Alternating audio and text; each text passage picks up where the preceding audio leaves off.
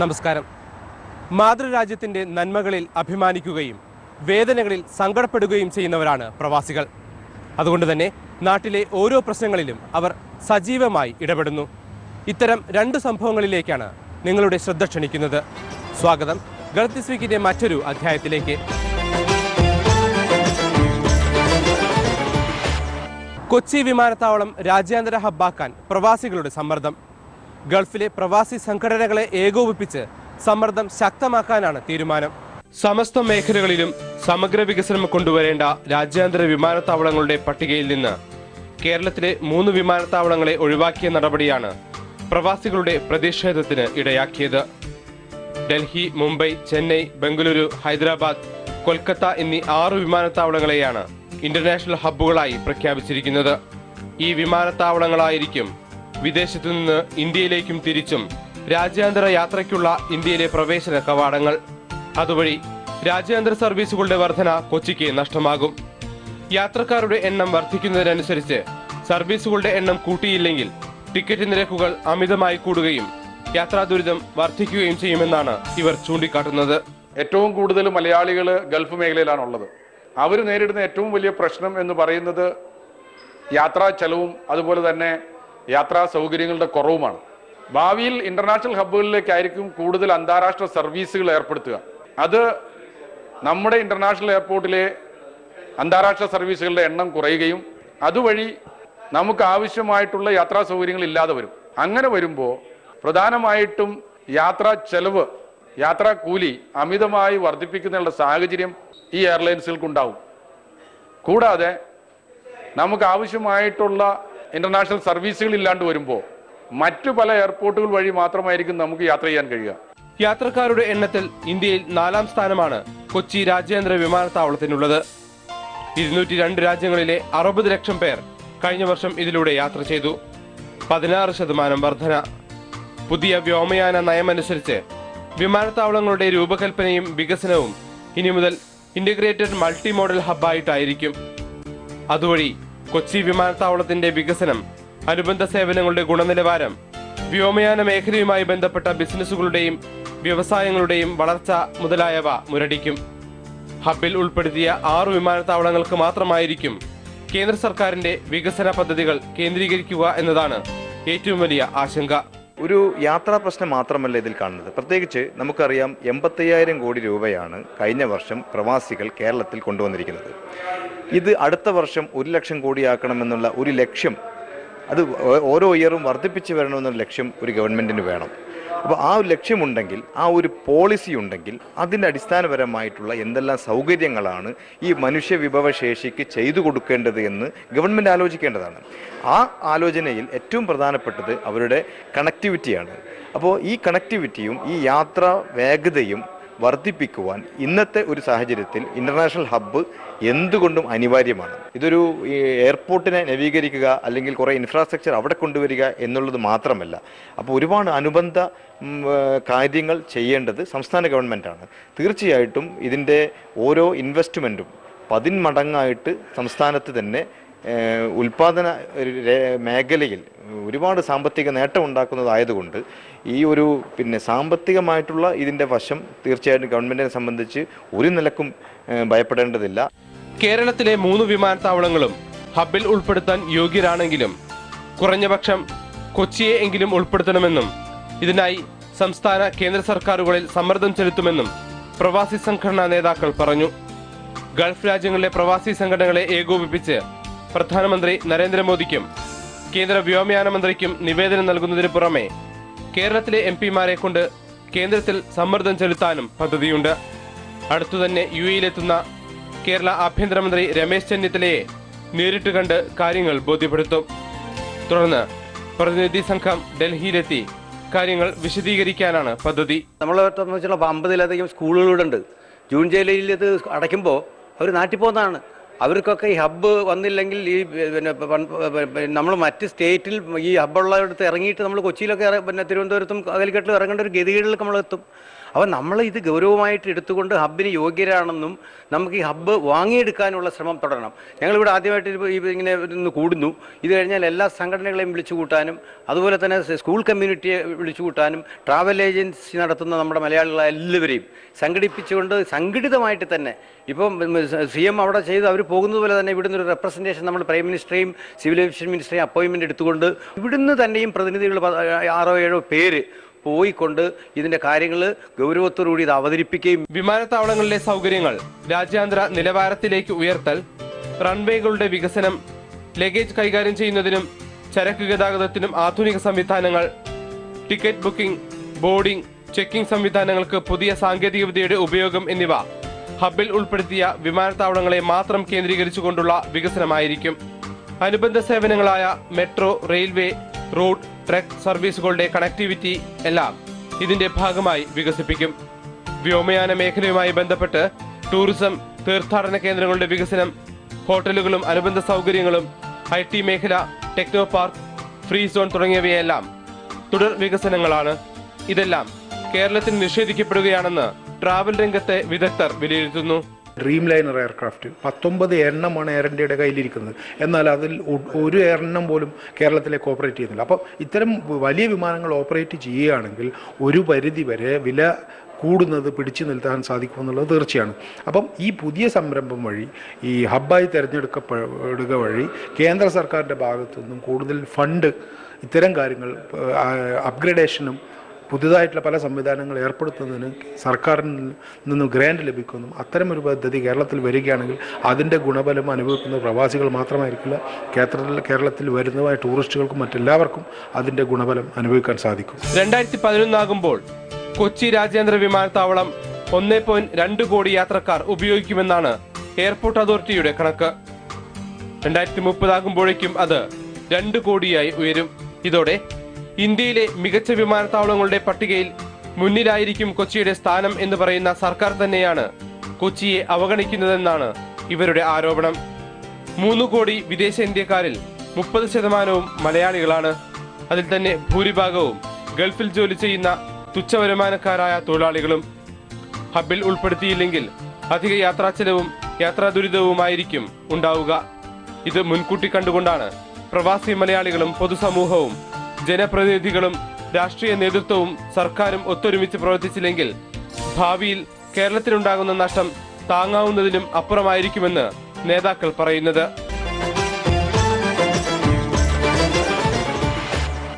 വാനിൽ വർണ്ണക്കാഴ്ചയൊരുക്കി ദുബായിൽ രാജ്യാന്തര പട്ടം പറത്തൽ ഉത്സവം അരങ്ങേറി.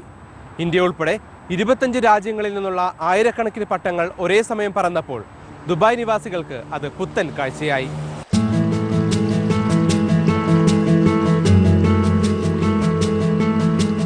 ദുബായ് ഷോപ്പിംഗ് ഫെസ്റ്റിവലിന്റെ സമാപനത്തോടനുബന്ധിച്ചാണ് ജുമൈറ ബീച്ചിൽ പട്ടം പറത്തൽ ഉത്സവം അരങ്ങേറിയത്. 3 ദിവസം നീണ്ട പട്ടം പറത്തലിൽ വിവിധ രാജ്യങ്ങളിൽ നിന്നുള്ള 70 പേർ പങ്കെടുത്തു.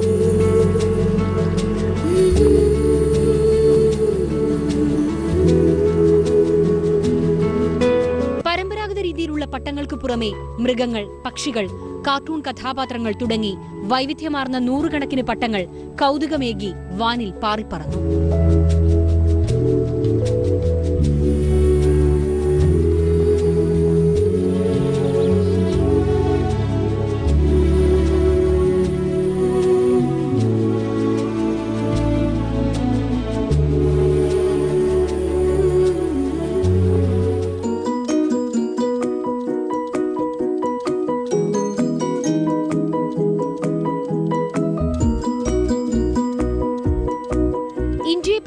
െത്തിയ വൺ ഇന്ത്യ കൈറ്റ് ടീം അവതരിപ്പിച്ച കഥകളി, സർക്കിൾ പട്ടങ്ങൾ മേളയിലെ ആകർഷണമായി. സംഘത്തിലെ 6 പേരും മലയാളികളാണെന്നതാണ് മറ്റൊരു പ്രത്യേകത. ക്യാപ്റ്റൻ ശ്യാം പത്മനാഭന്റെ നേതൃത്വത്തിൽ അബ്ദുള്ള മാളിയക്കൽ, ഹാഷിം കടാക്കലകം, സാജിദ് തോപ്പിൽ, മാളിയക്കൽ താജുദ്ദീൻ, അബ്ദുൾ റഹ്മാൻ എന്നിവരാണ് മേളയിൽ പങ്കെടുത്തത്. നമ്മളെ ചൈനയിലും മലേഷ്യയിലും സിംഗപ്പൂരിലും പങ്കെടുത്തതിനേക്കാൾ വ്യത്യസ്തമായിട്ടുള്ളൊരു അനുഭവമായിട്ടാണ് ദുബായ് ഫെസ്റ്റിവലിനോടനുബന്ധിച്ച് വന്ന് നമ്മൾ ഇന്ത്യനെ പ്രതീക്ഷിച്ചിട്ട് വന്നതാണ്. 3 ദിവസം നല്ല കാറ്റായിരുന്നു നമുക്കിവിടെ. അതുപോലെ തന്നെ മലയാളികൾക്ക് ശരിക്കും എൻജോയ് ചെയ്യാൻ പറ്റിയ ഒരു ഫെസ്റ്റിവലായിരുന്നു. ഇന്ത്യയിൽ തന്നെ മൊത്തം അറിയപ്പെടുന്ന ഒരു സംഗതിയാണ് കഥകളി എന്ന് പറഞ്ഞാൽ.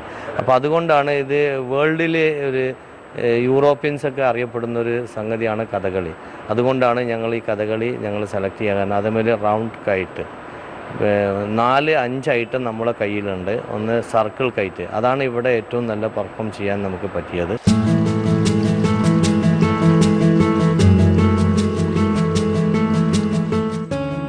കഥകളിപ്പട്ടത്തിന് 110ഉം സർക്കിൾ പട്ടത്തിന് 45 അടിയും നീളമുണ്ട്.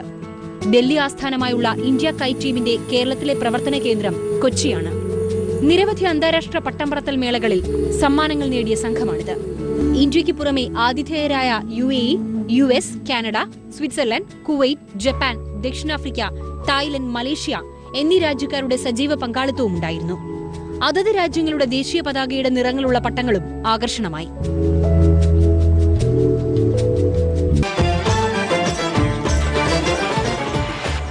നാദാപുരം അക്രമത്തിൽ എല്ലാം നഷ്ടപ്പെട്ട പ്രവാസികൾ നീതി തേടുന്നു. കുറ്റക്കാരെ കണ്ടെത്തി മാതൃകാപരമായി ശിക്ഷിക്കുന്നതിനൊപ്പം ഇരകൾക്ക് അർഹമായ നഷ്ടപരിഹാരം ലഭ്യമാക്കി മേഖലയിൽ സമാധാനം വീണ്ടെടുക്കണമെന്നാണ് പ്രവാസികൾ സർക്കാരിനോട് ആവശ്യപ്പെടുന്നത്. എല്ലാം എൻ്റെ ഒരു വീടിലുള്ള ഞാൻ 25 കൊല്ലത്തോടെ അധ്വാനിച്ച പൈസ വീടിനെ കൊണ്ടായിട്ട് ഞാനും എൻ്റെ 7 വീടുകളും 5 മുറ എല്ലാം വഴിയാതായി. എല്ലാവരുടെ വീട് എല്ലാം ഞങ്ങളെ ഫുള്ളായിട്ട് നശിപ്പിച്ച പോലത്തിലാണ്. ഒന്നുമില്ല, എല്ലാവരും എവിടെയും അഭയാർത്ഥികൾ നിൽക്കുമ്പോൾ എന്നെ വിളിക്കുന്നുണ്ട്. പോയി ഞാൻ ഇതുവരെ പോയിട്ടില്ല, എന്നെ കൊണ്ടാ പോകണ്ടേ.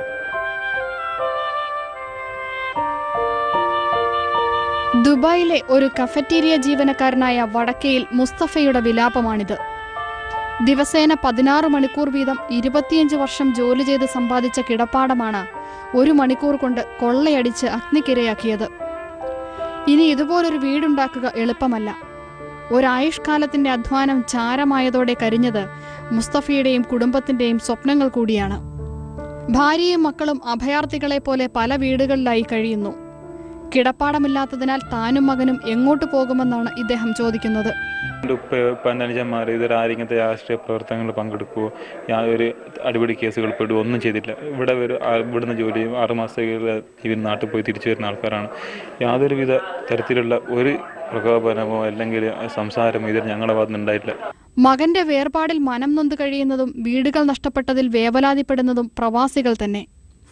ഡിവൈഎഫ്ഐ പ്രവർത്തകൻ ഷിബിൻ കൊല്ലപ്പെട്ടതിനെ തുടർന്നാണ് തൂണേരി, കോടഞ്ചേരി, വെള്ളൂർ പ്രദേശങ്ങളിലെ 73 വീടുകളിൽ വ്യാപകമായി കൊള്ള നടത്തുകയും തീവയ്ക്കുകയും ചെയ്തത്.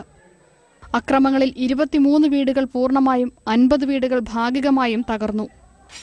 സ്വർണവും പണവുമടക്കം വിലപിടിപ്പുള്ള സകലതും കൊള്ളയടിച്ച ശേഷം മറ്റ് സാധനങ്ങൾ കൂട്ടിയിട്ട് തീവയ്ക്കുകയും പാചകവാതക സിലിണ്ടർ അടക്കം കിണറ്റിലിട്ട് കുടിവെള്ളം മുട്ടിക്കുകയും ചെയ്തു.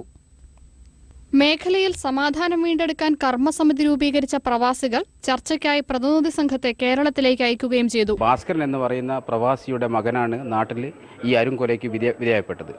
അതേപോലെ തന്നെ കൂട്ടിവയ്ക്കേണ്ടതാണ്. അവിടെ നഷ്ടപ്പെട്ട 70 വീടുകളിൽ 35 വീടുകളും പ്രവാസികൾ കുടുംബനാഥന്മാരായിട്ടുള്ളവരാണ്. അപ്പം ഒരു വശത്ത് ഒരു മകൻ നഷ്ടപ്പെട്ട കുടുംബത്തിൻ്റെ വേദനകൾ, മറുവശത്ത് 10-20 വർഷം ഈ പ്രവാസ മണ്ണിൽ അധ്വാനിച്ച് ഉറക്കവും ഊണും അധ്വാനിച്ചുണ്ടാക്കിയ സമ്പത്ത് ഒരു സുപ്രഭാതത്തിൽ നഷ്ടപ്പെട്ടു പോകുന്ന മറ്റൊരവസ്ഥ. ഇത് രണ്ടും തുല്യ ദുഃഖത്തോടെ നോക്കിക്കാണുകയും രണ്ടിനും പരിഹാരം നിർദ്ദേശിക്കാൻ എങ്ങനെ പ്രവാസി സമൂഹത്തിന് കഴിയും എന്നുള്ളതിൽ നിന്നാണ് വടേര NRFയുടെ നേതൃത്വത്തിൽ ഒരു കർമ്മസമിതി രൂപീകരിക്കുകയും വളരെ വ്യക്തമായ ധാരണയോടുകൂടി അധികൃതരെ കണ്ട് നമ്മുടെ ആശങ്കകൾ അറിയിക്കുകയും ഇത് വെറും ഒരു ഫോർമാലിറ്റീസ് പ്രോഗ്രാം അല്ല എന്ന് തെളിയിക്കാൻ വേണ്ടിയിട്ട് വളരെ വ്യക്തമായ 7 നിർദ്ദേശങ്ങൾ നമ്മൾ മുന്നോട്ട് വെക്കുകയും ചെയ്യുന്നുണ്ട്. മുഖ്യമന്ത്രി ഉമ്മൻചാണ്ടി, പ്രതിപക്ഷ നേതാവ് VS അച്യുതാനന്ദൻ, ആഭ്യന്തരമന്ത്രി രമേശ് ചെന്നിത്തല എന്നിവർക്ക് പുറമെ വിവിധ രാഷ്ട്രീയ പ്രാദേശിക നേതാക്കളെയും കണ്ട് സമാധാന ശ്രമങ്ങൾ ഊർജിതമാക്കാനാണ് പദ്ധതി. കുറ്റക്കാരെ കണ്ടെത്തി മാതൃകാപരമായി ശിക്ഷിക്കുന്നതിനൊപ്പം സ്വത്ത് നഷ്ടപ്പെട്ടവർക്ക് അർഹമായ നഷ്ടപരിഹാരം നൽകണമെന്നതുൾപ്പെടെ സമാധാനം വീണ്ടെടുക്കാനുള്ള 7 നിർദ്ദേശങ്ങളും സമർപ്പിച്ചു. പ്രാദേശിക തലത്തിൽ സമാധാന സന്ദേശം പകരുന്ന കൈപ്പുസ്തകവും വിതരണം ചെയ്യുന്നുണ്ട്. അക്രമത്തിൽ കിടപ്പാടം നഷ്ടപ്പെട്ട 12 പ്രവാസികൾ ദുബായ് KMCCയിൽ ഒത്തുചേർന്ന് ദുരിതകഥ മാധ്യമങ്ങൾക്ക് മുന്നിൽ വിവരിച്ചു. സ്വത്തിനു പുറമെ പാസ്പോർട്ട്, ആധാരം, സർട്ടിഫിക്കറ്റുകൾ തുടങ്ങി വിലപ്പെട്ട രേഖകൾ കത്തിച്ചാമ്പലായതോടെ പലരുടെയും ഭാവി ചോദ്യചിഹ്നമായിരിക്കുകയാണ്. 5 പേർ 2 കുട്ടികളും ഉമ്മയും ജ്യേഷ്ഠൻ്റെ ഭാര്യയും. അപ്പോൾ ഇവർ ഒളിച്ചിരിക്കുന്ന സമയത്ത് ഇപ്പം താഴ്ന്ന് പിന്നെ കേൾക്കുന്നുണ്ട്, സൗണ്ട് കേൾക്കുകയാണ് ഇവർ. അപ്പോൾ സൗണ്ട് കേൾക്കാന്ന് വെച്ച് കഴിഞ്ഞാൽ പിന്നെ വാതിൽ അടിച്ച് പൊളിക്കുന്നത്, ഗേറ്റ് അടിച്ച് പൊളിക്കുന്നത്. പിന്നെ നമ്മൾ ഓഫീസ് റൂമിൽ കയറി, അവിടെ നിസ്കാര റൂമിൽ കയറി അവിടുത്തെ എല്ലാം ഒരു പെട്രോളോ മണ്ണെണ്ണ എന്താണെന്നറിയില്ല ഒഴിച്ച് കത്തിച്ചു.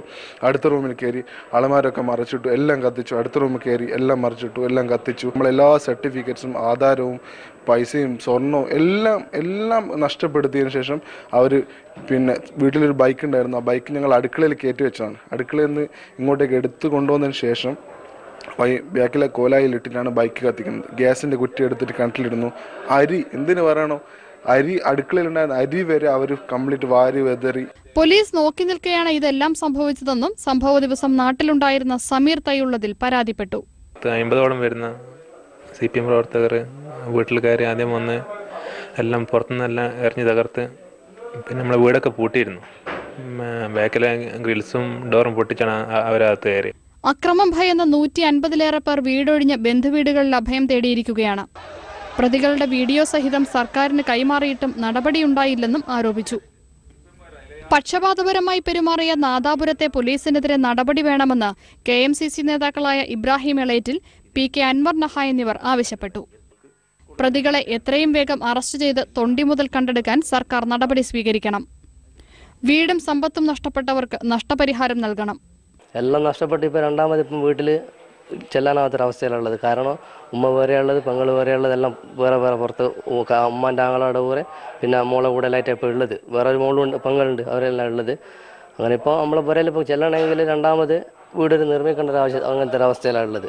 ഒരുപാട് നഷ്ടങ്ങൾ എന്ന് പറഞ്ഞാൽ എങ്ങനെയായാലും ഒരു 10-40 ലക്ഷം രൂപേൻ്റെ നഷ്ടങ്ങൾ എന്തായി നമുക്ക് സംഭവിച്ചു കഴിഞ്ഞപ്പോൾ. അതൊന്നും ഇല്ലാണ്ട് ഇനി ഈ ഒരു ഞാനിപ്പം പോയ രീതിയിലാക്കി എടുക്കണമെങ്കിൽ, ഇനി ഞാൻ ഇതുവരെ ജീവിച്ച രീതിയിൽ ഉണ്ടാക്കിയെടുക്കണമെങ്കിൽ ഒരു 10-40 ലക്ഷം രൂപേൻ്റെ എങ്ങനെയാണ് എനിക്ക് നഷ്ടം സംഭവിച്ചിട്ടുള്ളത്. രാജ്യത്തിന്റെ സമ്പദ് വ്യവസ്ഥയെ താങ്ങി നിർത്തുന്ന പ്രവാസികളുടെ വീടുകൾക്കും കുടുംബങ്ങൾക്കും സംരക്ഷണം നൽകാൻ സർക്കാരിന് ബാധ്യതയുണ്ട്. നാദാപുരത്തിന്റെ ചരിത്രം വ്യക്തമായി അറിയുന്നവർ ഉണർന്നു പ്രവർത്തിക്കാത്തതാണ് നാശനഷ്ടങ്ങളുടെ വ്യാപ്തി വർദ്ധിപ്പിച്ചതെന്നും ഇവർ പരാതിപ്പെടുന്നു.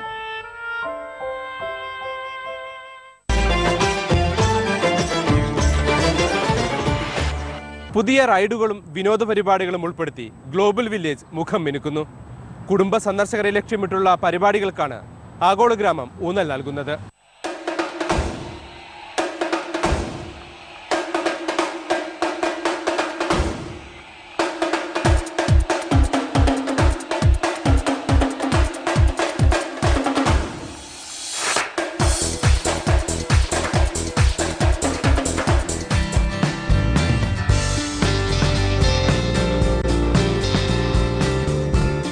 സംസ്കാരങ്ങളുടെ സംഗമഭൂമിയിൽ കലയുടെ സമ്മേളനം സന്ദർശകർക്ക് അഴകിന്റെ അലകടലാവുകയാണ്. വിസ്മയ കാഴ്ചകളുടെ കലവറയുമായി നവംബർ 6 തുറന്ന ഗ്ലോബൽ വില്ലേജിലേക്ക് സന്ദർശകരുടെ ഒഴുക്ക് തുടരുകയാണ്. DSF കാലയളവിൽ ദിവസേന 1,00,000-ലേറെ പേരാണ് ഇവിടെ എത്തിയത്. 157 ദിവസം നീളുന്ന ഗ്ലോബൽ വില്ലേജിന്റെ ഓരോ ദിവസവും പുതുമ പകരും വിധം ക്രമീകരിച്ചപ്പോൾ സന്ദർശകരുടെ ഇഷ്ടകേന്ദ്രമായി. You see that Global Village we having a lot of entertainment and shows and dining, restaurant, pavilion. You can see from 31 pavilion we have. So the response from our value visitor, it was positive, which is a great impact for us. ജനലക്ഷങ്ങളെ ഉൾക്കൊള്ളാനും നിയന്ത്രിക്കാനും സാധിക്കും വിധം വൻ വികസന പ്രവർത്തനങ്ങൾ നടത്തിയാണ് ആഗോള ഗ്രാമത്തിന്റെ വാതിൽ തുറന്നത്. അത്യാധുനിക സൗകര്യങ്ങളുള്ള സ്റ്റേജുകൾ, വിശാലമായ കളിസ്ഥലങ്ങൾ, ശുചിമുറി, അബ്ര, ഡൈനിങ് എന്നിവ അവയിൽ ചിലതു മാത്രം. പോലീസ്, സിവിൽ ഡിഫൻസ്, ആംബുലൻസ് തുടങ്ങി സമസ്ത മേഖലയിലെ സുരക്ഷയും ശക്തമാക്കി. 10,000 ജീവനക്കാരുടെ നിതാന്ത ജാഗ്രതയും ഈ കലാകേന്ദ്രത്തിനുണ്ട്. First of all, I would like to thank all the government sector who was in Global Village, from police, civil defense, Dubai municipality, DIWA, and ambulance, all the sector, because of them we are in safe hand, and plus we can say that when we having over 10,000 employee in Global Village, from the employee, from the exhibitor, so it was a great. 31 പവലിയനുകൾ സന്ദർശിക്കുന്ന ഒരാൾക്ക് 70 രാജ്യങ്ങളുടെ കലാസാംസ്കാരിക അനുഭവം സമ്മാനിക്കുന്നു. America, Cambodia, Iraq എന്നീ രാജ്യങ്ങളാണ് ഇത്തവണ പുതുതായി എത്തിയത്. 12,000 കലാപരിപാടികളിൽ illumination world, animals land, അൽ റിമാൽ pit, 3D haunted house തുടങ്ങിയ ഒട്ടേറെ സവിശേഷതകൾ. This year we're having a lot of major highlighted here, like the haunted house, Al Rimal land, and animal land, aquarium, the main stage. We're having a lot of shows going on, and the activity that we're having in the Kalan, if you can see the gondolas, the people they can ride the gondolas, our boat, around 7 boats we do have. Plus you can see the fun fair, the big wheel.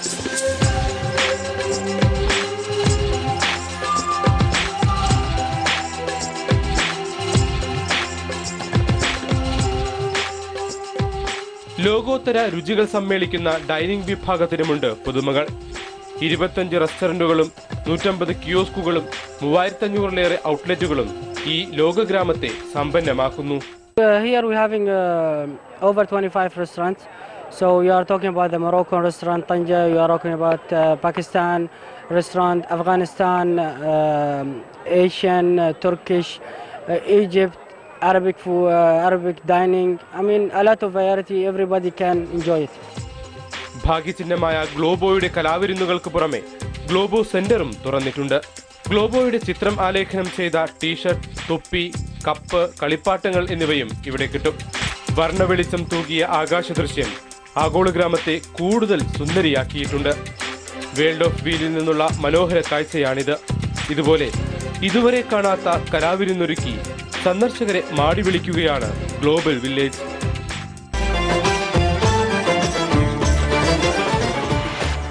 പാട്ടിനൊത്ത് നൃത്തം ചെയ്യുന്ന ജലധാരയാണ് ആഗോള ഗ്രാമത്തിലെ മറ്റൊരു ആകർഷണം. Laser രശ്മികളുടെ വർണ്ണവെളിച്ചത്തിലുള്ള നൃത്തച്ചുവടുകളിൽ നർത്തകിമാർ പോലും നിഷ്പ്രഭരാകുന്നു.